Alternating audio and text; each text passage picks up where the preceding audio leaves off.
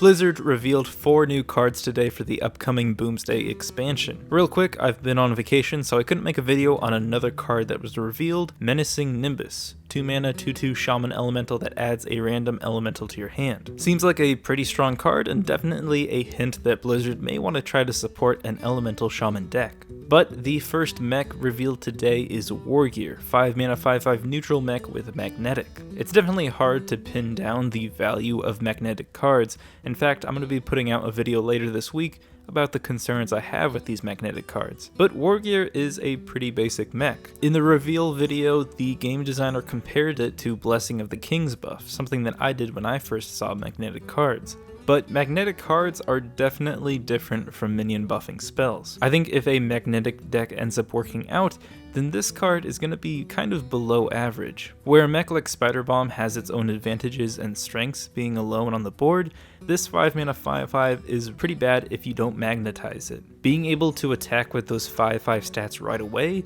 makes this just under the value of Blessing of the Kings, and definitely playable. Flexibility is an underrated ability, and if it's hard to keep a mech out on the board, and you're forced to play this as just a 5/5, then it's probably not worth playing. But have no fear, because there is upgradable Framebot. 2 mana 1/5 neutral mech. Nothing fancy about this dude, but it's a sticky 2-drop for sure. If you can play this on turn 2, then there's a great chance it's going to survive to turn 3, and with the right buffs and magnetic cards, this becomes a serious minion to contest. In the reveal video, the game designer mentioned how magnetic minion stats are generally going to be more health oriented, and so taking a page from the Ragers, Framebot has good value in stats, just not the right distribution. So if magnetic wasn't in the game, this probably wouldn't be able to see play, but because this is going to be able to take advantage of magnetic buffs, this combination of mechs is going to make this a strong minion. Next up is Beryllium Nullifier. I have no idea if I'm saying that right. 7 mana 3/8 mech with magnetic and can't be targeted by spells or hero powers. They also mentioned in the video that mechs and magnetic cards are mostly going to be focused on in Warrior, Paladin, and Hunter in addition to neutral. So the fact that Warrior got Nullifier is unfortunate if you're a fan of Warrior. Now, a magnetized card that can't be targeted by spells or hero powers would be great. One of the disadvantages of magnetizing is it puts all of your value into a single target that could be removed with an enemy single target removal. So having this ability would be beneficial for mechs. But 7 mana for 11 stats distributed as a 3/8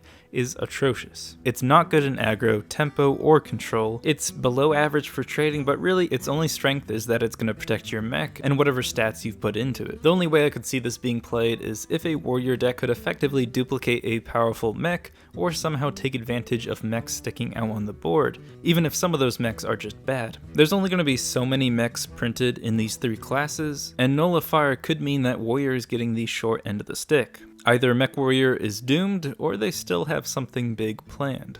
And last up, we have Zilly Axe, 5 mana 3/2 neutral mech with Magnetize, Divine Shield, Taunt, Lifesteal, and Rush. Wow-wee-wah! This is the kind of fun mechs that we all have been looking for. You gotta love the legendaries that do all the things. Rush lets you combo this with a mech so that the same turn you can trade into a minion. You'll be able to deal some free Divine Shield damage, you'll heal your hero for a bit, and you'll have a decent taunt out on the board. Like I said before, magnetic cards need to be all about making stats count, and so while a 5 mana 3/2 isn't great, if you combo this with a cheap mech or one you just have out on the board, it's going to get you your value's worth from both of the mech stats. The greater attack you can get with this card, the more value you'll get from Divine Shield and Lifesteal. Besides just on the board, Zilly Axe also satisfies certain card deck requirements, giving you the full Corpse Taker upgrade when you have this in your deck, and a good card to draw with Ashmore. With a few other complementary cards, you can consistently run Corpse Taker and Ashmore, which if you're able to do in your deck, is really good.